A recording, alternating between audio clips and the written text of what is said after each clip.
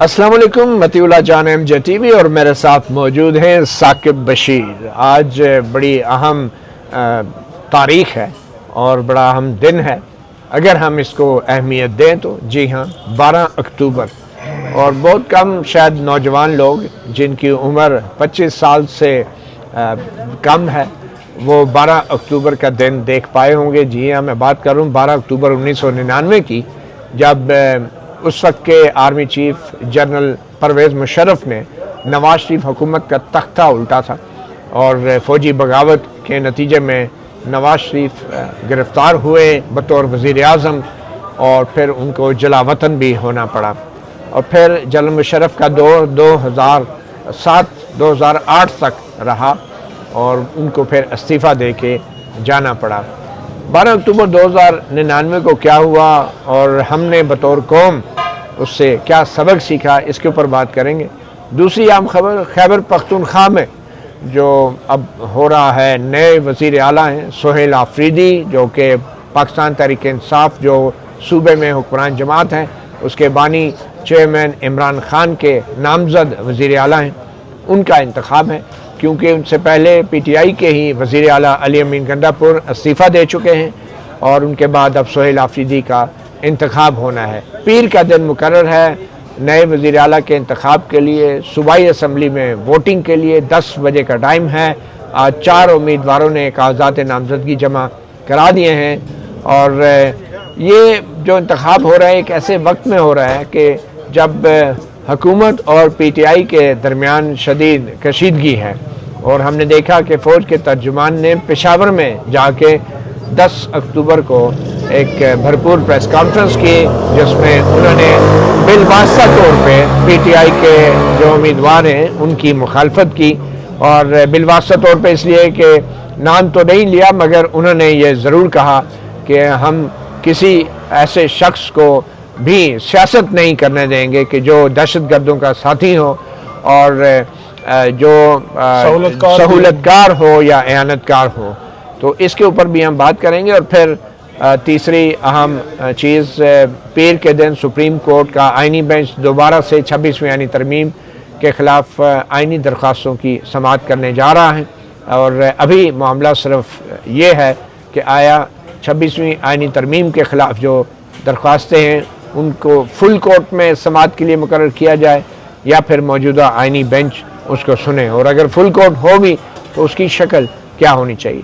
तो साकिब बशीर, सबसे पहले तो 12 अक्टूबर के हवाले से मैं अपनी सिर्फ याददाश्तें आपसे शेयर कर सकता हूँ। आप बताएं कि आप जो है वो उस वक्त PTV में थे, जी, जहाँ पे आप बड़ी एक तारीख़ी उसको कहें या जो भी वो तस्वीर आप देखते हैं जहाँ पे जो आर्म फोर्सेस के जो लोग हैं, एहलकार हैं, वो जो गेट है PTV न्यूज़ की एंट्री गेट जो है उसको फलांग रहे हैं और अंदर जा रहे हैं। और अंदर जो कुछ हुआ उसको आपने अपनी आंखों से देखा, तो क्या था वो 12 अक्टूबर? आपको पता है उस वक्त सिर्फ एक PTV ही अकलौता TV चैनल होता था जिस पे अगर कब्ज़ा हो जाए तो बस कब्ज़ा पूरा हो जाता था। अब तो खैर बहुत से चैनल आ गए और बाद में तो लोगों ने यहाँ तक कहना शुरू कर दिया कि अब तो बड़ा मुश्किल हो जाएगा, फ़ौजी बगावत अगर हुई तो कितने चैनल फलांगेंगे, कितने चैनल बंद होंगे। मगर हमने देखा कि अब वो गेट फलांगने की ज़रूरत ही नहीं है। अब जितने भी चैनल हैं गेट के अंदर पहले से जो हैं वो बगावत करने वाले मौजूद होते हैं। बट एनीवे 12 अक्टूबर 1999 में अच्छा, इसमें एक चीज़ मैं ऐड कर दूं, 26 साल पहले की बात है तो आपने 25 साल का, मैं कहता हूं बल्कि 35 साल के जो नौजवान हैं उनको शायद थोड़ा याद हो, मतलब क्योंकि उनकी उम्र 10 साल होगी। तो आज जो 35 साल का नौजवान है तो ये, लेकिन एक बड़ा पाकिस्तान की तारीख़ में कि जो मुंतखब हुकूमत थी, अवाम की नुमाइंदा हुकूमत थी, उसको जो है वो उसको घर भेज दिया गया जनरल मुशर्रफ ने। जी हाँ, ये मैं उस वक्त 32-33 साल का था। अच्छा। और PTV में रिपोर्टर था और PTV एक सरकारी अदारा है तो उसमें तासुर तो यही है कि भाई वहाँ पे जो भी भर्ती होता है और जिस तरह की आजकल भर्तियाँ हो रही हैं सब सिफारिश पे ही होते हैं। मगर मैं खुशकिस्मत था कि मैं उस वक्त NNI में ورکنگ جرنلسٹ تھا, ایسوسیٹ ایڈیٹر تھا. NNI نیوز نیٹورک انٹرنیشنل ایک نیوز ایجنسی تھی, حافظ عبد الخالق صاحب نے اس کا بنیاد رکھی تھی. اور 1999 میں ایک اشتہار آیا اخبار میں, پاکستان ٹیلی ویژن میں آن کیمرہ رپورٹرز کی ضرورت ہے. تو آن کیمرہ رپورٹرز کے اشتہار کے اوپر میں نے بھی اپلیکیشن ایک ڈال دی. اور مجھے شروع میں تو انہوں نے انوائٹ نہیں کیا کیونکہ میری degree defence and strategic studies تھی. پھر PTV والوں کو تھوڑا سمجھانا پڑا کہ بھئی یہ ڈیفنس اینڈ اسٹریٹجک اسٹڈیز جو ہے یہ بھی انٹرنیشنل ریلیشن ہی ہے, جو کہ اشتہار میں انہوں نے لکھا تھا. اور پھر میں نے انہیں یہ بھی بتایا کہ آپ ڈیفنس اینڈ اسٹریٹجک اسٹڈیز کو انٹرنیشنل ریلیشن نہیں مان رہے تو ہماری جو میڈم ہیں ڈاکٹر شیری مزاری, وہ PTV کے اوپر آپ بلاتے ہیں as foreign relation expert, international relation expert, وہ تو ہماری چیئر پرسن ہے, تو آپ ہماری ڈگری کو اتنی عزت تو دیں. تو بہرحال وہ انہوں نے مانا. اور اچھی بات یہ ہوئی کہ پھر میری ریکویسٹ پہ انہوں نے جتنے بھی DSS کے ہمارے اسٹوڈنٹس ہیں ان سب کو جنہوں نے اپلائی کیا ہوا تھا اور جن کو کنسیڈر نہیں کر رہے تھے ان کو پھر اسپیشلی انوائٹ کیا, اور وہ بھی پھر ٹیسٹ میں اپیئر ہوئے, پھر ان کے انٹرویوز ہوئے, آڈیشن ہوئے, اور پھر 3 ہم لوگ سلیکٹ ہوئے. میں خود تھا, میرے ساتھ نبیہ محمود تھی اور آسیہ ریاض تھی. آسیہ ریاض نے جوائن نہیں کیا, وہ لاہور میں بیس تھی, اور نبیہ محمود اور میں نے اسلام آباد میں جوائن کیا. اور مجھے بعد میں ہمارے ایک PTV کے ہی ریٹائرڈ ڈائریکٹر نیوز تھے, ان کا نام میں ابھی یاد آ جائے گا, انہوں نے ایک کتاب بھی لکھی. اس کتاب سے مجھے پتہ چلا کہ 7-8 ہزار اپلیکیشنز آئی تھی, جن میں سے جو لوگ شارٹ لسٹ ہوئے تھے چند 100 لوگ تھے, اور ان کو پھر انٹرویوز میں ٹیسٹ انٹرویو میں شارٹ لسٹ ہوئے, ظاہری بات ہے. پھر ان کو آڈیشن وغیرہ ہوا اور فائنلی جا کے پھر 3 بندے سلیکٹ ہوئے تھے جس میں بھی شامل تھا. تو آئی واز لکی. تو ہم PTV میں, یہ بات ہے جون 99 کی جب ہماری سلیکشن ہوئی, میں نے جون میں یہ جوائننگ دی اور 99 کی. اور یہ پھر ہو گیا ایسا کہ 12 اکتوبر کو جنرل مشرف کی بغاوت ہوئی. تو جو 12 اکتوبر کا دن تھا اس دن میں نے اس کے حوالے سے کالم بھی لکھا, نوائے وقت میں 2 پارٹس میں چھپا تھا, 12 اکتوبر عینی شاہد. اور یہ وہ واقعہ ہے جو کہ جنرل مشرف نے بھی اپنی کتاب میں نہیں لکھا. ویسے تو جنرل مشرف نے اپنی کتاب میں سارے واقعات لکھے کہ PM ہاؤس میں کیا ہوا, کراچی ایئرپورٹ پہ کیا ہوا, پنڈی GHQ میں کیا ہوا, 111 بریگیڈ میں کیا ہوا, بہت سی جگہوں کا لکھا, لیکن PTV کا واقعہ نہیں لکھا. اور یہ تھا بھی بڑا ایمبیرسنگ واقعہ. ایمبیرسنگ اس لیے تھا کہ یہ وہ واقعہ تھا کہ جس میں ایک باوردی بریگیڈیئر, ایک باوردی میجر ایک دوسرے پہ سرکاری اسلحہ تانے کھڑے تھے, اور میں اور PTV کے چیئرمین پرویز رشید صاحب اور وہ بریگیڈیئر جو تھے اور وہ میجر نثار تھے ایک, جو کہ PTV کے کنٹرول روم میں کھڑے تھے. اور تگ و دو یہ ہو رہی تھی کہ جنرل مشرف کو جو برطرف کرنے کی جو خبر تھی, اور جو جنرل ضیاء الدین جو کہ ISI کے چیف تھے, ان کو آرمی چیف بنانے کے لیے جو ویڈیو نواز شریف نے جو پھول لگا رہے تھے جنرل ضیاء الدین کو, وہ والی ویڈیو جو ہے وہ نہ چلنے دی جائے. تو میجر نثار نے, کیونکہ پہلے ایک دفعہ خبر چل چکی تھی, تو پھر میجر نثار اپنی پلٹون کے ساتھ PTV میں داخل ہو گئے تھے, تو وہ اب دوبارہ اس کو کہہ رہے تھے کہ خبر نکال دی جائے اور یہ چلنی نہیں چاہیے. تو اوپر سے بریگیڈیئر صاحب آ گئے, ان کا آپس میں کافی کلیش ہوا اور بڑی خطرناک سچویشن تھی, کیونکہ میجر صاحب نے جو ہے وہ بریگیڈیئر صاحب کے پیٹ کے ساتھ مشین گن لگائی ہوئی تھی, اور بریگیڈیئر صاحب نے اپنا پستول جو ہے میجر صاحب کے ادھر کندھے پہ ہاتھ رکھ کے کن پٹی پہ رکھا ہوا تھا, اور کہتے تھے کہ I am brigadier so and so, brigadier Javed تھے, Javed Iqbal, and I order you to disarm yourself, ask your soldier, کیونکہ میجر صاحب کے ساتھ سولجر بھی تھے. تو ہم انہیں روک رہے تھے, منع کر رہے تھے کہ بھائی ذرا تحمل, تسلی. اور اتنی ٹینشن تھی کہ اگر ذرا سی ہلکی سی بھی کوئی ٹریگر دب جاتا نا, تو پھر جو ارد گرد سپاہی کھڑے تھے وہ بھی گنے تانے ہوئے تھے ہماری طرف, اور ہم بیچ میں کھڑے تھے. تو میں اس لیے وہاں پہ موجود تھا کہ میں جب نیوز روم سے نکل رہا تھا نا, اس اندر میجر صاحب پہلے نیوز روم میں آئے تھے اور ڈرا دھمکا کے انہوں نے خبر نکلوائی ڈیسک سے. اور پھر جب میں نیوز روم سے نکل رہا تھا تو میجر صاحب تو چلے گئے کنٹرول روم میں جہاں سے خبریں چلتی ہیں, تو میں DN روم کے باہر آیا تو نیچے سے بریگیڈیئر صاحب ایسے پستول لہراتے وردی میں بریگیڈیئر جاوید اقبال آئے اور مجھے کہا کہ where is the control room, خبریں کہاں سے چلتی ہیں. میں پہلے تو پریشان ہوا, میں کہا پہلے میجر صاحب آئے اسلحہ لے کے, اب بریگیڈیئر صاحب آگے, پتہ نہیں یہ الگ لے گئے ہیں اکٹھے ہیں. پھر مجھے خیال ہے یہ تو ملٹری سیکٹری ہے نواز شریف کے. اچھا مجھے اچانک نا کچھ کھٹکا ہوا کہ میں کہا یہ تو گڑبڑ ہے, یہ تو نواز شریف صاحب نے بھیجے ہوں گے کیونکہ یہ تو PM ہاؤس میں ہوتے ہیں. خیر میں انہیں لے کے کنٹرول روم میں گیا تو آگے میجر صاحب کھڑے تھے. پھر وہاں پہ وہ ایک دوسرے کے ساتھ کافی ان کی تلخ کلامی ہوئی اور آخر میں پرویز رشید صاحب بھی کھڑے تھے. میں پرویز رشید صاحب کو کہہ رہا تھا کہ انہیں کہیں یہ ان کے آرٹیکل 6 لگتا ہے یہ جو کر رہے ہیں. اب ہم بھی بڑے جوان تھے جذباتی تھے. پرویز رشید صاحب اسی طرح وہ انہوں نے میجر صاحب کو کہہ رہے ہیں کہ بھائی آرٹیکل 6 لگتا ہے یہ تم کیا کر رہے ہو یہ تو بریگیڈیئر صاحب at the end of the day حاوی ہو گئے اور سپاہیوں سے اسلحہ لے لیا گیا اور میجر صاحب کو بھی سب کو ایک اسٹوڈیو کی طرف بھیج دیا گیا. میجر صاحب کو ایک الگ کمرے میں بھیج دیا گیا اور پھر بس یہ ہم نے سمجھا کہ بغاوت ناکام ہو گئی. بریگیڈیئر صاحب باہر نکلے تو باہر ایک SSG کمانڈو کھڑے تھے وردی میں, ان کے پاس بھی ویپن تھا اور وہ کمانڈو میجر نثار کے ساتھ آئے تھے. اچھا, بریگیڈیئر صاحب کے نہیں تھے. بریگیڈیئر صاحب کے ساتھ نا حاجی صدیق صاحب وہ ہوتے تھے, نواز شریف صاحب کے جو اسپیشل برانچ کے پرائیویٹ گارڈ تھے, ان کے ساتھ 2-3 بندے اور تھے. وہ وائٹ شلوار قمیض کالا ویسٹ کوٹ والے تھے, وہ بریگیڈیئر صاحب کے ساتھ ہی آئے تھے. نواز شریف صاحب کی سیکورٹی تھی پرسنل. تو انہوں نے نا SSG کمانڈو سے گن چھیننے کی کوشش کی اور SSG کمانڈو کے ساتھ کافی دیر انہوں نے مشقت کی لیکن اس نے گن نہیں دی. تو پھر طے یہ ہوا, بریگیڈیئر صاحب نے کہا کہ جوان تم ادھر کھڑے رہو گے, تم نے کچھ کرنا نہیں ہے. اس نے کہا صاحب میں ویپن نہیں دوں گا لیکن میں ادھر ہی اپنی جگہ پہ ہوں, میں اسلحہ نہیں دوں گا کسی کو. SSG والا ڈٹ گیا. تو انہوں نے کہا ٹھیک ہے تم ادھر رہو لیکن تم نے یہاں سے ہلنا نہیں ہے. انہوں نے کہا یس سر. اب بریگیڈیئر صاحب کا حکم تھا, میجر صاحب کی نظر نہیں آ رہے تو بریگیڈیئر صاحب چلے گئے. بریگیڈیئر صاحب چلے گئے تو بعد میں مزید فوج آ گئی.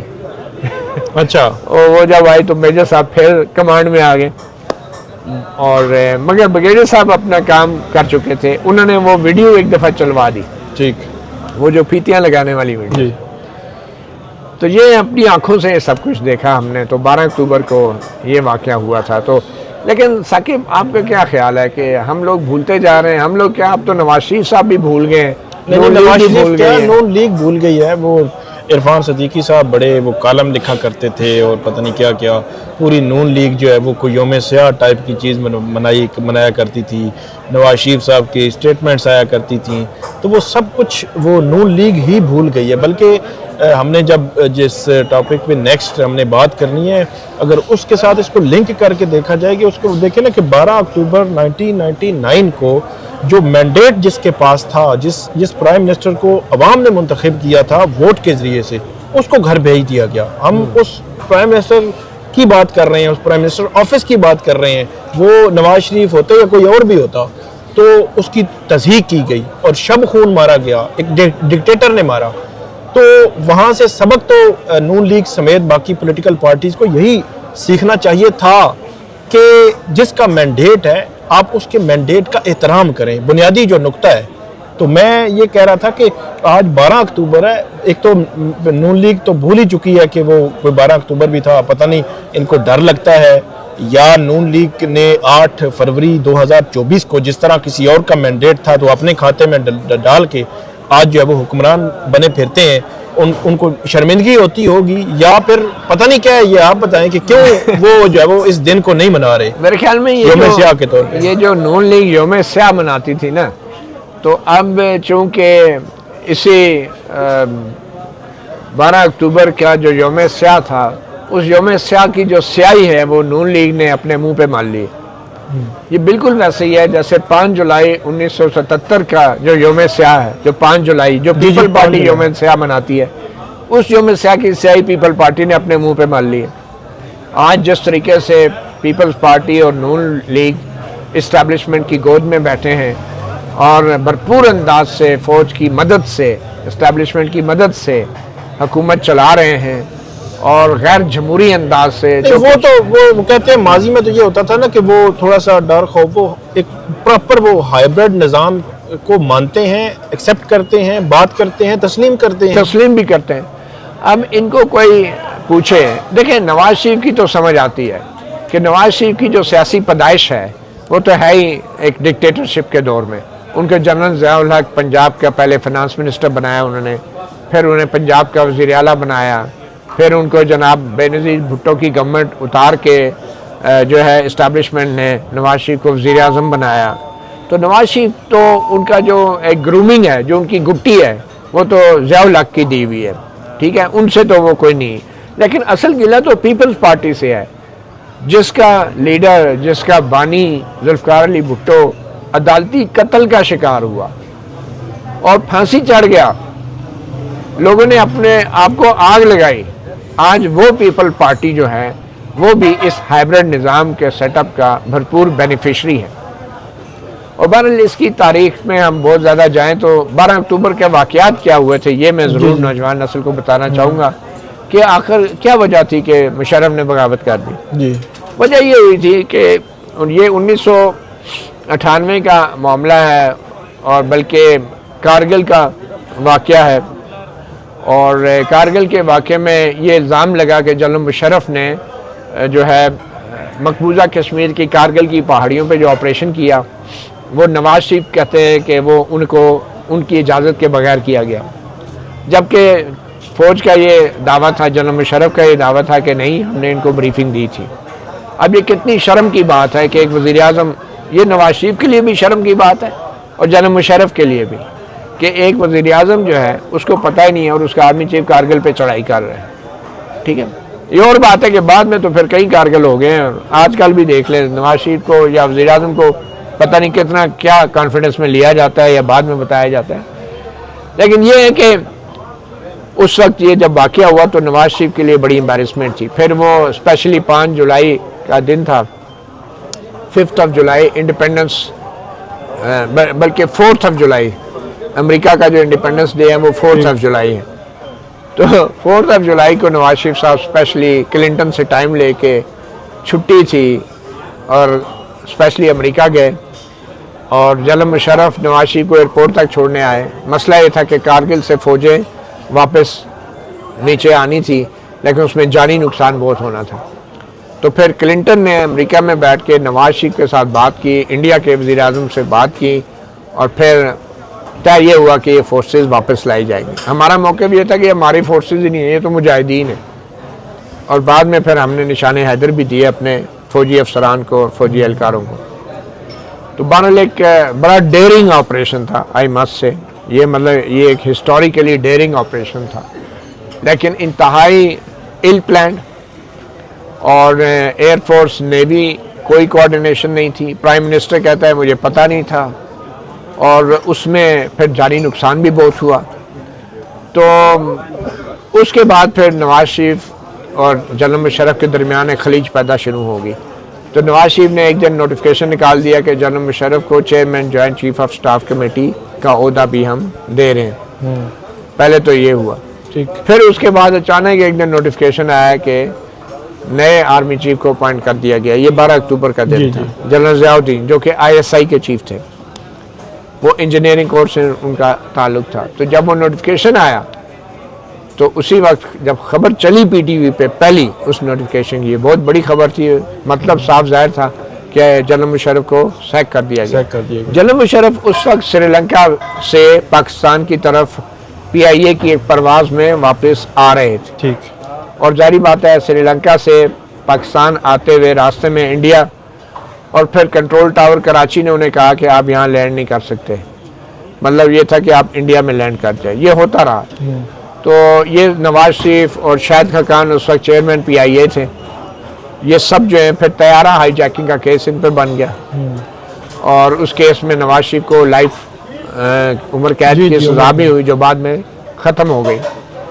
اور نواز شریف نے جو ہے جب یہ آرڈر کیا سیکنگ کے، تو نیچے یہاں پہ جنرل محمود، جنرل عزیز جو کہ مشرف کے کلوز جنرل تھے، کراچی کے کور کمانڈر جنرل عثمانی، انہوں نے کراچی ایئرپورٹ ٹیک اوور کر لیا، PIA کی فلائٹ کو زبردستی لینڈ کروایا، جنرل مشرف کو انہوں نے ریسیو کیا، اور جناب جنرل مشرف اسلام آباد پہنچے، PTV پہ ٹیک اوور ہو چکا تھا، انہوں نے پھر تقریر کر دی کہ بس فوج نے قبضہ کر لیا ہے اور اب سب ٹھیک ہے، اور نواز شریف صاحب جیل میں، جنرل مشرف جو ہے وہ پرائم منسٹر ہاؤس میں۔ تو یہ واقعہ ہوا تھا۔ تو اب اس میں مسئلہ یہ ہو رہا ہے کہ بھئی ایک الیکٹڈ پرائم منسٹر تھا، اس نے ایک آرمی چیف کو برطرف کر دیا، اس کا حق تھا کہ وہ برطرف کرتا، لیکن شاید جو طریقہ استعمال کیا گیا وہ بڑا بزدلانہ تھا، اور وہ چیز اب ہمیں سمجھ آ رہی ہے کہ نواز شریف صاحب آج کل بھی جو کر رہے ہیں وہ وہی چیز، کچھ نہیں سیکھا انہوں نے، کہ کرج کے ساتھ، کنوکشن کے ساتھ کچھ نہیں کرنا۔ جو کرنا ہے چپ کر کے انڈر گراؤنڈ رہ کے پس پردہ رہ کے سازش کر کے. بھئی آپ کو 3 دفعہ اس قوم نے پرائم منسٹر بنایا ہے, آپ میں اتنی ضرورت ہونی چاہیے کہ جو بات کریں کھڑے ہو کے کریں. تو آج کل وہی حالات ہیں. تو یہ اس کا پس منظر تھا تھوڑا, اور افسوس اس بات کا کہ ہم لوگ سیکھتے نہیں ہیں. اس میں ایک چیز میرا خیال ہے جو نواز شریف ہیں وہ جنرل ضیاء جو ہے یا اس کی نرسری سے کہیں یا اس کی چھتری سے جب وہ سیاست میں ان کی انٹری ہوئی, لیکن میرے خیال میں 12-14 سال میں انہوں نے کچھ سیکھا بھی. 99 میں ان کو ہٹایا گیا, وہ منتخب تھے عوام کے, پھر ان کو سزا بھی ہوئی, جیلیں بھی انہوں نے چارٹر آف ڈیموکریسی بھی سائن کی, پھر سعودی عرب بھی چلے گئے, پھر جلا وطنی ہوئی, پھر چارٹر آف ڈیموکریسی بھی سائن ہوا, پھر 2008 آ گیا, پھر 13 آ گیا, پھر 13 میں جب دوبارہ حکومت میں آئے تو 14 کو دوبارہ ان کو مشکلات, اور 16 میں بھی پاناما اور اس طرح کی چیزیں. میرے خیال میں نواز شریف صاحب نے بہت زیادہ مشکلات بھی دیکھی ہیں. ان کو دوسری دفعہ بھی بطور پرائم منسٹر ان کو اس طرح ہٹایا گیا, میرے خیال میں نہیں تھا. اب جو کچھ عمران خان کے ساتھ ہو رہا ہے, ثاقب سچی بات ہے, آپ بھی کورٹ رپورٹنگ کرتے ہیں, میں بھی کورٹ رپورٹنگ کر رہا ہوں, جو کچھ عدالتوں میں ہو رہا ہے, جو کچھ عمران خان کے ساتھ ہو رہا ہے, نواز شریف کے ساتھ اتنا کچھ نہیں ہوا. نواز شریف تو علاج کے لیے ایک قیدی ہوتے ہوئے, پرزنر ہوتے ہوئے لندن چلے گئے 2019 میں, ٹھیک ہے. اب عمران خان جو ہیں وہ تو ان کو تو میرے خیال میں کوئی ایسا مسئلہ بھی نہیں ہوا. جی اچھی بات ہے, وہ 27 لیکن کوئی ڈیل بھی نہیں کی. 27 ماہ ہو گئے, 27 ماہ ہو گئے, جیل میں ہے. تو نواز شریف اور عمران خان کا تو میں سمجھتا ہوں موازنہ بھی اب نہیں بنتا, ٹھیک ہے. عمران خان ان لوگوں سے اب بہت آگے نکل گئے. یہ اور بات ہے کہ عمران خان کا جو اقتدار میں آمد تھی وہ بھی 1985 کے نواز شریف والی آمد تھی. اس میں آپ بھی گواہ ہیں, میں بھی جانتا ہوں 2018 میں کیا ہوا, اس میں کوئی شک نہیں. لیکن اتنے کم وقت میں عمران خان نے جتنا اپنے آپ کو میں سمجھتا ہوں بدلا ہے, نواز شریف نے اتنے طویل مدت میں بھی اپنے آپ کو بالکل نہیں بدلا. وہ آج بھی 85 والے نواز شریف ہیں, حالانکہ بیچ میں ان کے ساتھ بھی بہت کچھ ہوا ہے. تو یہ ایک بڑی بدقسمتی کی بات ہے کہ ہم لوگ سیکھتے نہیں ہیں. ہم پہلے فوجی بغاوت ہوتی تھی, پھر وہ پی سی او آنا, پی سی او کے اوپر جنرل مشرف کو سزائے موت ہو گئی, تو انہوں نے کہا پی سی او کی ضرورت نہیں ہے, اب سی او ہی آئے گا, کانسٹیٹیوشنل آرڈر, اور 26ویں ترمیم آپ دیکھ لیں آگے. اچھا آگے بڑھتے ہیں. 12 اکتوبر 99 کو ایک مینڈیٹ تھا نواز شریف کا, نواز شریف ان کے پاس عوامی مینڈیٹ تھا, ان کو گھر بھیج دیا گیا, اور آج مرکز میں نواز شریف اور مسلم لیگ نون اور پیپلز پارٹی اتحادی ہیں. اور بات یہ ہو رہی ہے کہ کل صبح 10 بجے مطلب آپ یہ کہہ سکتے ہیں کہ جب ہم یہ بات کر رہے ہیں تو اس سے تقریباً 12 گھنٹے کے بعد وزیر اعلیٰ خیبر پختونخوا کا الیکشن ہونا ہے. اور اس کے حوالے سے مرکزی حکومت کے جو وزراء ہیں انہوں نے جو لینگویج استعمال کی ہے سہیل خان آفریدی کے حوالے سے یا ان کی نومنی جو تھے ان کے حوالے سے, وہ بڑی قابل اعتراض بھی ہے اور بڑی تشویشناک اس لحاظ سے ہے کہ وہ کہہ رہے ہیں کہ مطلب ہم نہیں کرنے دیں گے, ہم نہیں مانیں گے, نہیں بننے دیں گے. مطلب یہ ہے کہ جس کا مینڈیٹ ہے اس کو مسلم لیگ نون اور پیپلز پارٹی ایکسیپٹ نہیں کر رہی. تو 12 اکتوبر تو پھر ختم ہو گیا نا, کہ اگر کل 13 اکتوبر صبح 10 بجے وزیر اعلیٰ جو ہے وہ سہیل خان آفریدی نے بننے کی تیاری کر رہے ہیں, اگر اس میں کوئی اونچ نیچ ہو جاتی ہے, کوئی اگرچہ گورنر راج کا کوئی لگ نہیں سکتا, لیکن کوئی ایسا راستہ بنا دیتے ہیں, کوئی رکاوٹ کھڑی کر دیتے ہیں, کوئی الیکشن ملتوی کرا دیتے ہیں, کوئی گورنر جو ہے کوئی اعتراض لگا کر کوئی جی میں استعفیٰ واپس بھیج رہا ہوں, کچھ نہ کچھ کر سکتے ہیں. تو پھر وہ 12 اکتوبر والا تو کام ختم ہو گیا نا. 12 اکتوبر کو انہوں نے ایکسیپٹ کر لیا. پھر اس کا مطلب یہ ہے کہ جب 13 اکتوبر کو ایک مینڈیٹ نہیں تسلیم کر رہے خیبر پختونخوا کا. یہ بات ثاقب آپ کی بالکل درست ہے, اور جس طرح کے گھناؤنے الزامات اب سہیل آفریدی کے خلاف لگائے جا رہے ہیں یہ بالکل ویسے ہی ہیں جیسے نواز شریف کے خلاف لگائے جاتے رہے ہیں, ٹھیک ہے, جیسے آصف علی زرداری اور بینظیر بھٹو کے خلاف بھی لگائے جاتے رہے ہیں, یہ وہی الزامات ہیں. افسوس اس بات کا ہے کہ یہی سیاستدان استعمال ہوتے ہیں ایک دوسرے کے اوپر ایسے گھٹیا اور گھناؤنے الزامات لگانے کے لیے. مجھے تو زیادہ افسوس اس بات کا ہوا کہ ان سیاسی جماعتوں کے اندر کچھ ایسے بڑے نام بھی تھے جو اپنے آپ کو لیفٹ کا کہتے تھے, کامریڈ کہتے تھے, ڈیموکریٹس تھے, جنہوں نے ٹارچر برداشت کیا. جنرل مشرف کی حکومت جب آئی تو پرویز رشید پہ ٹارچر ہوا, سینیٹر پرویز رشید, ٹھیک ہے, اور وہ ہمیشہ سے ان کی کچھ ڈیموکریٹک ویلیوز رہی ہیں. پچھلے دنوں میں دیکھ رہا تھا ان کی بھی ایک ویڈیو آئی اور وہ بھی سہیل آفریدی کے خلاف سنی سنائی جیسے نہیں ہوتی، نہ کوئی ایف آئی آر، نہ کوئی مقدمہ، نہ کوئی عدالت کا فیصلہ. اور پرویز رشید جیسے سینیٹر جو ہیں وہ اٹھ کے کہہ رہے ہیں کہ جی ان کو نہیں بننے دینا، پتہ نہیں یہ دہشت گردوں کے ساتھی ہیں. بھائی فار گاڈ سیک، دہشت گردوں کے ساتھی ہیں. پی ٹی آئی میں الیکشن جو ہے وہ الیکشن کمیشن کے معیار کے مطابق نہیں ہوا تو وہ اس کے امیدوار انڈیپینڈنٹ ڈکلیئر کر دیے. ٹھیک ہے، آپ نے پی ٹی آئی پہ کوئی پابندی نہیں لگائی. ٹھیک ہے، پی ٹی آئی بھی ایک سیاسی جماعت ہے، ٹھیک ہے، پارلیمنٹ میں نہیں ہے، اس کی وجہ بھی الیکشن کمیشن کی سازش ہے. اور قاضی فائز عیسیٰ کا اللہ بھلا نہ کرے کہ اس نے جو 13 جنوری والا فیصلہ دیا. بالکل. تو ادروائز تو پارٹی تو ہے نا، اور اس نے ایک نامزد کیا ایک وزیر اعلیٰ، اور آپ کہہ رہے ہیں کہ جناب اس کو نہیں بننا چاہیے اور ہم نہیں ہونے دیں گے. کیسے نہیں ہونے دیں گے بھائی؟ یہ کوئی ماسی بیڑا ہے؟ یہ پشاور ہے، یہ خیبر پختونخوا ہے، وہاں کے لوگوں نے ووٹ دیا ہے، عمران خان کو ووٹ دیا ہے. سہیل آفریدی جو ہے وہ ان کا وزیر اعلیٰ ہے، بننے جا رہا ہے. آپ کیا کر لیں گے؟ آپ کوئی وہاں پہ کوئی خفیہ اطلاعات کے اوپر کوئی کامیاب آپریشن تو نہیں کر سکتے نا صوبائی اسمبلی میں، یا اس کی بھی پلاننگ ہے تو پتہ نہیں کچھ بھی ہو سکتا ہے. تو میں یہ سمجھتا ہوں کہ یہ بہت ہی ایک گھناؤنی اور گھٹیا ایک سازش تھی جس طریقے کے الزامات لگائے گئے.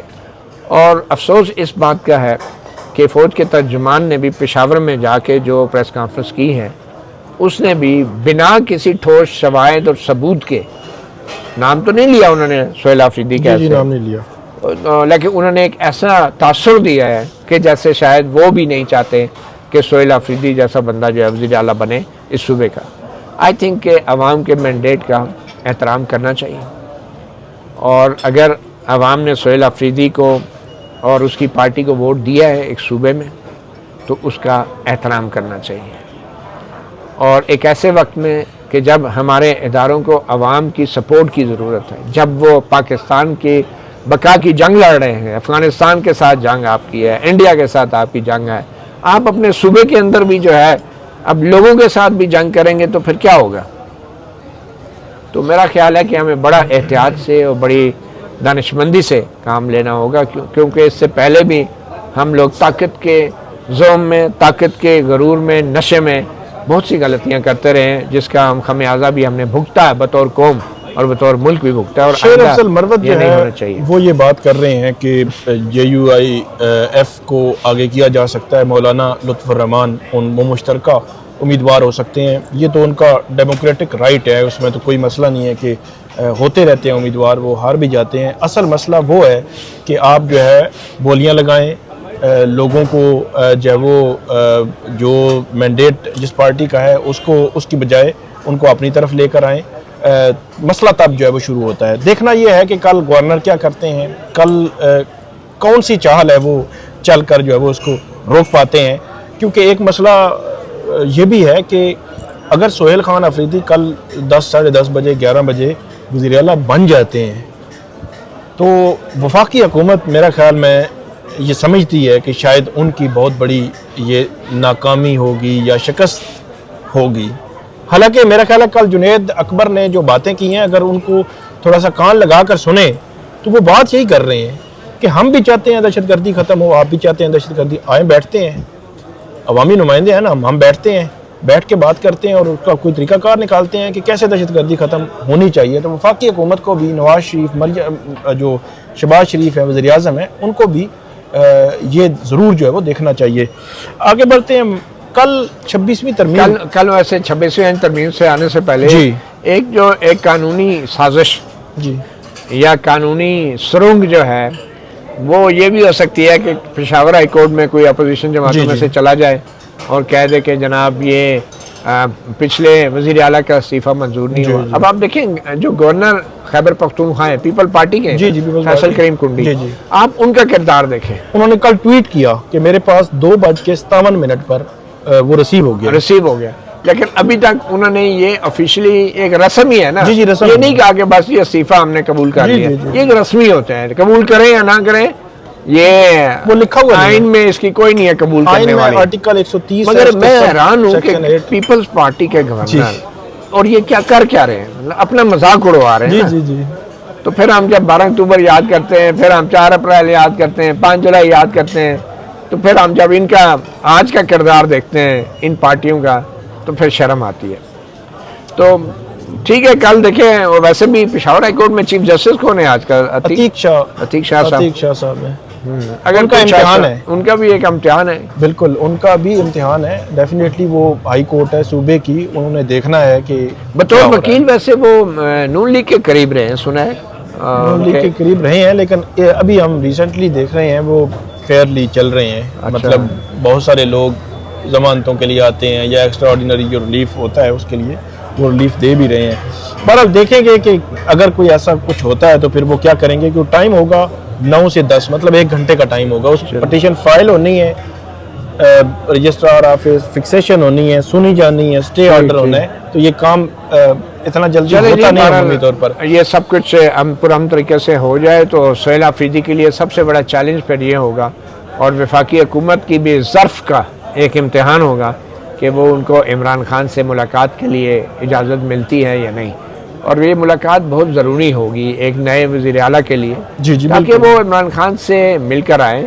انہوں نے کابینہ بھی بنانی ہے، کابینہ کے بغیر حکومت نہیں چلتی، بالکل۔ تو پہلا کام تو یہی ہونا چاہیے کہ عمران خان سے ان کی ملاقات کو فیسیلیٹیٹ کیا جائے، اور یہ وفاقی حکومت کی یہ میں سمجھتا ہوں آئینی ذمہ داری ہے کہ وہ صوبے کے اندر ایک نئی حکومت بن رہی ہے اس میں اس کو فیسیلیٹیٹ کرے، اور اگر اس میں روڑے اٹکائے جاتے ہیں تو پھر اس کا مطلب یہ ہے کہ یہ پیپلز پارٹی اور نون لیگ جو ہے یہ خود وہی کام کر رہی ہے جو کام ماضی میں ان کے ساتھ ہوتا رہا ہے۔ 26ویں آئینی ترمیم فل کورٹ بنے گی، لارجر بینچ بنے گا، اور یا جو 26ویں آئینی ترمیم سے پہلے ججز پر مشتمل فل کورٹ بنے گی؟ آپ کو کیا لگتا ہے؟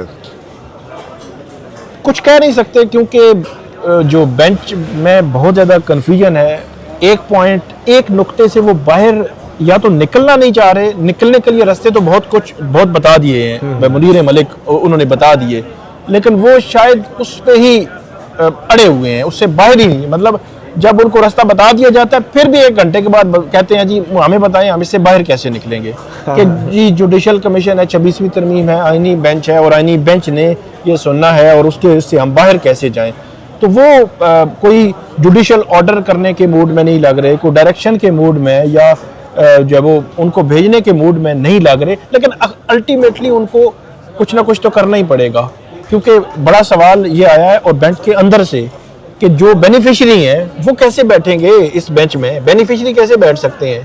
دیکھیں جی، بدقسمتی سے ہماری جو سپریم کورٹ ہے اس کا ماضی کا کردار کوئی اتنا اچھا نہیں رہا۔ یہ وہ سپریم کورٹ ہے، اس نے وہ اختیار بھی فوجی ڈکٹیٹرز کو دے دیا جو اس کے اپنے پاس نہیں تھا، اور آج جو اختیار اس کا ہے وہ نہیں استعمال کرنے کی ضرورت ان کو ہو رہی۔ اور وہ اختیار کیا ہے؟ ایڈوکیٹ منیر ملک نے بڑا کمال کی ایک بات کی، انہوں نے کہا دیکھیں جی آئینی بینچ بن گیا، ٹھیک ہے، بینچ ہے نا، جی بینچ ہے، سپریم کورٹ پھر بھی اپنا اس کا وجود برقرار ہے، کیونکہ سپریم کورٹ سے متعلق جتنی شکیں ہیں نا ان میں 26ویں آئینی ترمیم سے ترمیم نہیں ہوئی۔ سپریم کورٹ کا ایک الگ ایک آئیڈینٹی ہے جو آئین کے اندر ابھی بھی موجود ہے۔ تو یہ جو آئینی بینچ ہے یہ عدالتی فیصلہ دے، اور وہ فیصلہ یہ ہو کہ ہم اس نتیجے پہ پہنچیں کہ چونکہ یہ پارلیمنٹ کے پاس کردہ آئینی ترمیم ہے اور پوری پارلیمنٹ کی ہے، تو اس لیے پوری سپریم کورٹ اس کو سنے، اسی میں عزت ہے۔ یہ تو نہیں ہو سکتا کہ 25 کروڑ عوام کے منتخب پارلیمنٹ کے پاس کردہ آئینی ترمیم جو ہے اس کا جائزہ جو ہے وہ چند ججز بیٹھ کے 6 7 8 ججز بیٹھ کے کر دیں۔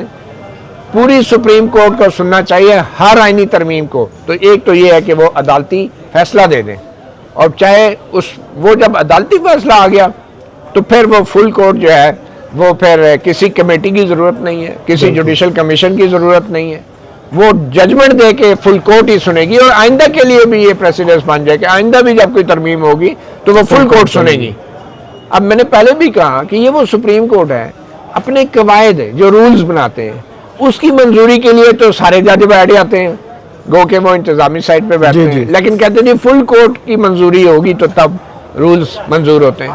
لیکن 25 کروڑ عوام کی پارلیمنٹ کی منظور کردہ ایک آئینی ترمیم آتی ہے تو کہتے ہیں بس ہم چند ججز سن لیتے ہیں. مطلب یہ اوقات ہے پارلیمنٹ کی 25 کروڑ عوام کی آئینی ترمیم کی کہ چند ججز بیٹھ کے اس کا فیصلہ کر لیں. اس سے تو اچھا ہے کہ پھر کوئی ڈکٹیٹر ہی فیصلہ کر لیا کرے, چند کور کمانڈر بیٹھ جایا کریں. جب جنرل مشرف کے ساتھ جو تھے وہ پی سی او اسی طرح جاری ہوا تھا نا, پھر تو یہ پی سی او ہے نا, جو فیصلہ آئے گا سپریم کورٹ کا چند ججوں کی طرف سے وہ جنرل مشرف والا پی سی او ہوگا. تو میرے خیال میں یہ فل کورٹ بنانا کوئی مشکل نہیں ہے. بات نیت کون سی فل کورٹ؟ وہی جو کہہ رہے ہیں جو 26ویں آئینی ترمیم سے پہلے کے ججز ہیں. اس کی وجہ یہ ہے کہ یہ جو بعد میں آئے یہ تو جج آف اون کاز ہو جائیں گے نا. تو جب جسٹس مسرت ہلالی نے بڑی زبردست بات کی, جی جی, انہوں نے کہا کہ جو 26ویں آئینی ترمیم سے پہلے والے ججز تھے ان کو سننا چاہیے اور جو نئے ہیں ان کو اس بینچ پر نہیں ہونا چاہیے. اور انہوں نے یہ بھی کہا کہ ہمیں زیرو پہ جانا پڑے گا, مطلب 26ویں آئینی ترمیم سے پہلے جانا پڑے گا, تب جا کر جو ہے وہ اس سارے معاملے کو آپ جو ہے وہ دیکھ سکتے ہیں. بہرحال اب دیکھیں کل کیا ہوتا ہے اس حوالے سے. تو ثاقب بشیر کو اور مطیع اللہ جان کو اجازت دیجیے. اللہ حافظ.